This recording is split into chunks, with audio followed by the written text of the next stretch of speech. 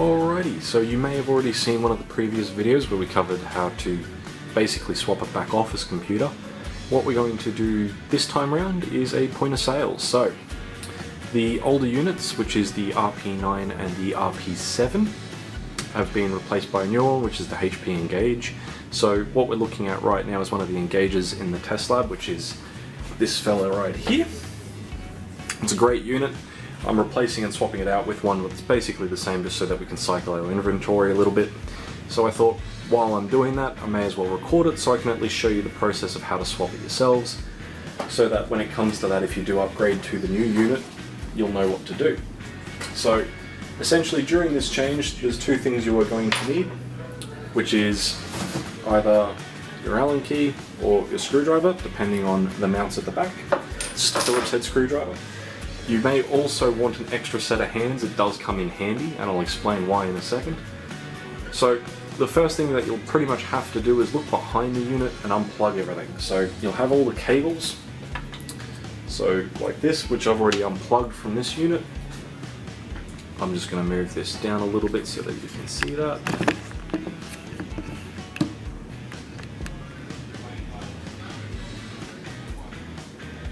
So at the bottom here you can see I've already unplugged a bunch of the cabling, so that unit's not got anything plugged into it right now. I can completely remove it.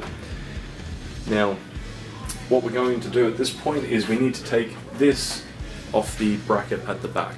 So there's two ways we can do this. Either we can slide this customer display off the pole altogether, and then slide this one off as well and then unscrew it, which is the way I would recommend, just because it's super easy rather than trying to get a screwdriver back behind it and unscrew it live and then screw the new one in on the mount. It can be quite painful. But essentially, I'm going to do the slide off method, which means I start with the Allen key.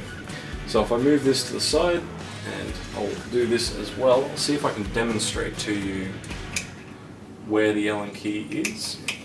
So I'm going to actually pick up this camera, so apologies because it may go a little bit blurry, but there is something there. Hang on, I'll refocus. That right there, which is connected to the bracket, is where the Allen key would go. Lefty loosey, righty tighty loosens that, and this will just come straight off as the customer display. I don't need to worry about unplugging those because they've got a fair bit of range, so it should be fine. Doesn't need to be by a lot, and there we go. So there's that one undone. Now what you may find, and what you may have to do, is you'll find that maybe those cables come in the way when you try and slide this one up, and if that's the case, you'll need to fiddle with them a little bit. I'm going to move this to the side so I can get a better look at it. So I'll actually get the camera again so you can see what I was meaning between the two devices. Hang on. There we go. So you can see that's the mount there for the point of sale itself, including the 4 screws on the back of it. Now I can slide that up, but I am going to have to move some of this cabling here, because as I slide this up, it's going to get caught on that. Now I know, because I set this point of sale up, there is not a lot of room in that pole for me to hide cabling at the moment, so I'm probably not going to go with that method. I'm probably going to unscrew it, and yeah, I'm going to unscrew it. I'm going to have to unscrew that, and I'll show you why I'm not a fan of doing that. So I'll unscrew it. We'll go with that method.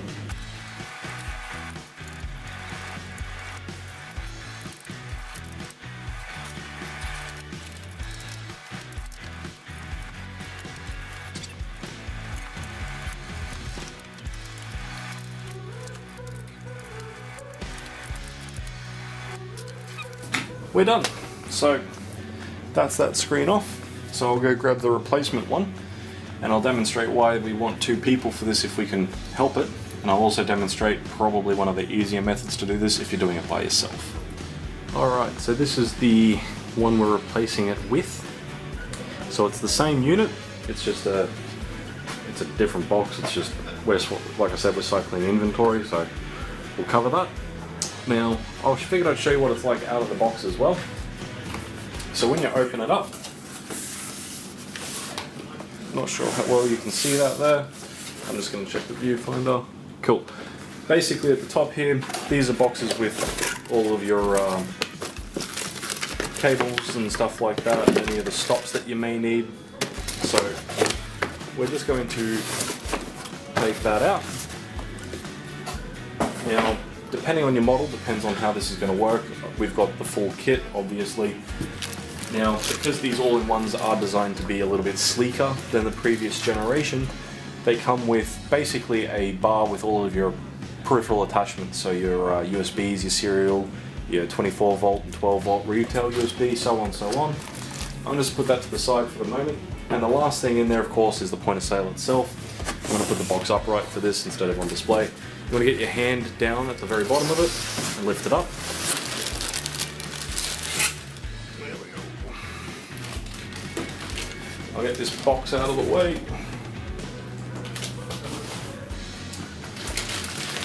And what we've got is our point of sale. So you take the box and the styrofoam off. Take your point of sale out of the other side,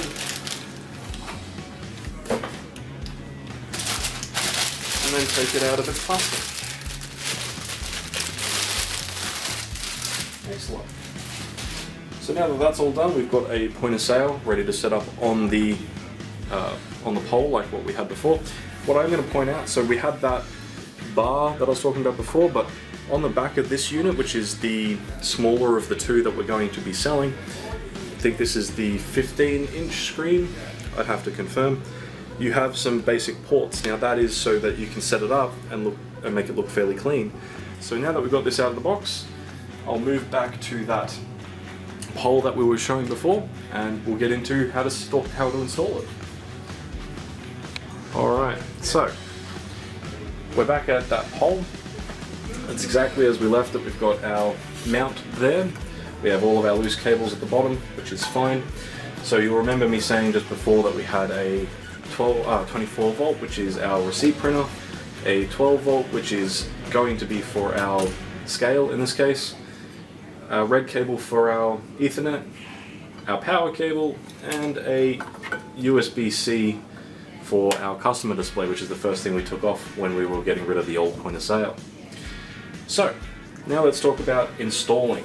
So, as I said, ideally at this stage is where you'd want two people.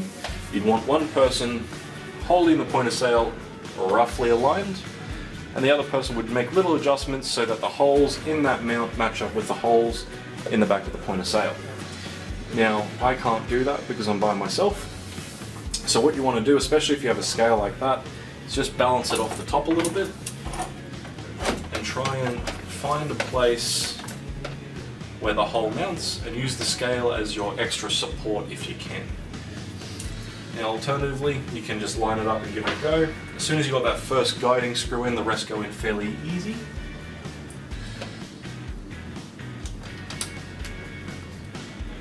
So I'm going to tighten that.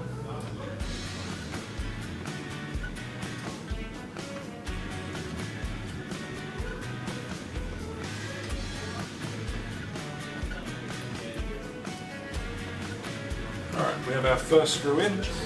While still holding it, because it's still going to swivel a little bit, put in your second one.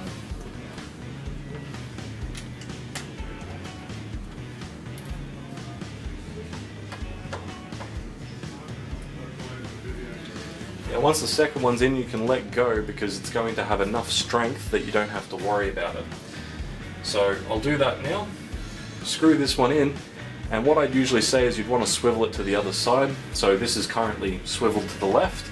I'm going to swivel it to the right to put in the other two.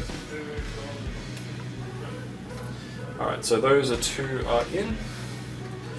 I'm going to swivel it to the right. I'm going to grab my screws, go to the other side.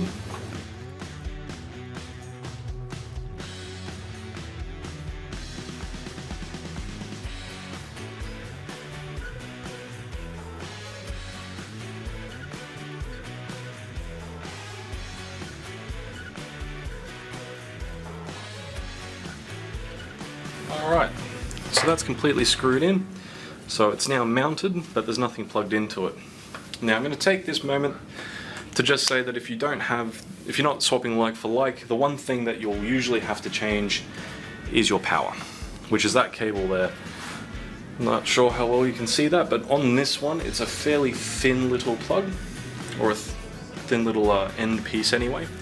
On some of the other units, specifically the RP7, which was a couple of generations ago, it's got quite a thick power cut plug, so you would have to feed that back through the pole and replace it with a thinner one, or whichever one comes with the unit that you get. Just something to keep in mind, and of course if you have one that's under the counter, so if you don't have an all-in-one, which is the computer's in the touchscreen, and you've got one under the counter instead, what you'll need to keep in mind is that you'll have to feed all the cables up through the pole and out through one of the holes in the pole. I'll demonstrate that here. So I've fed all of these, back when I first did this, back up through the pole, so that it would come out of this hole, because I knew roughly that was the height of the amount of my touchscreen. That was the idea. So I'll put this back up. There we go. So just some things to keep in mind when it comes to that. So I'll now just separate the cable so I know what's what. So that is our customer display. I will plug in our Ethernet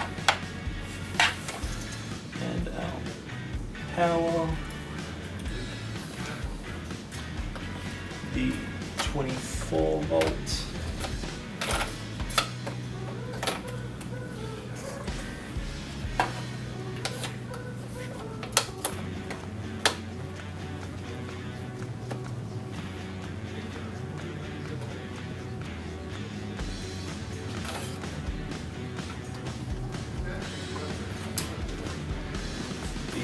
volts,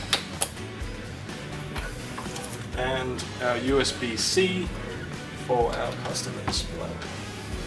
Alright, so at that point the last thing I've really got to do is the customer display itself, which is the first thing we slid off. Now in real talk, all I have to do is put it on the pole like that and tighten it. So it's on the pole right now, that's loose. I'm going to just pop around the other side really quick.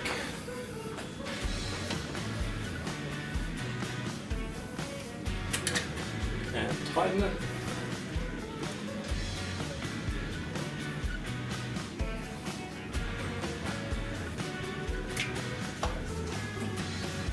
There we go. And plug in the power cable for that one as well.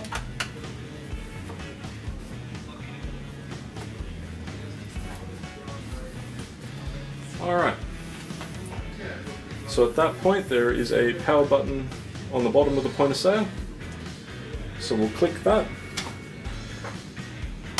give it a minute to turn on.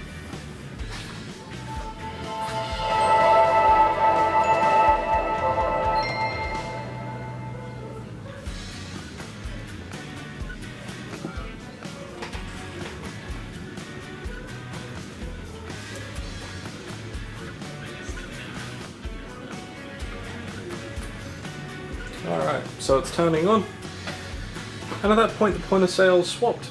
It's done. So if this was a new unit coming out of a box that hasn't been staged, you'd need to call Independent Solutions and the professional services team at this stage so they can set up the point of sale and any of the third-party applications on it. That might be like FPOS or Fuel or ePay, things of that effect, but just give them a buzz, they'll jump in, they'll do the rest of that for you, and they'll also configure your printer and scanner and scale and anything else like that.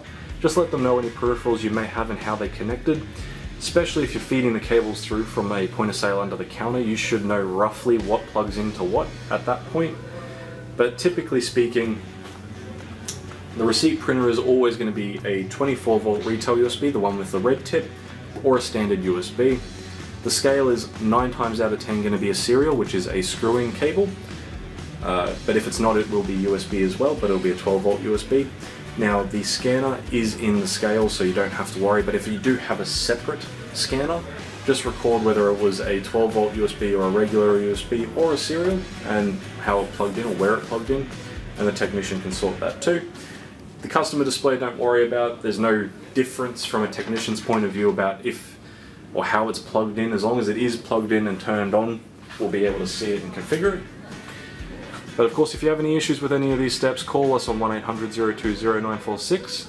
Don't forget to like and subscribe. It really helps out the channel. It helps us get these videos going. Don't forget to comment something that you'd like to see going forward. And I'll catch you next time. Cheers!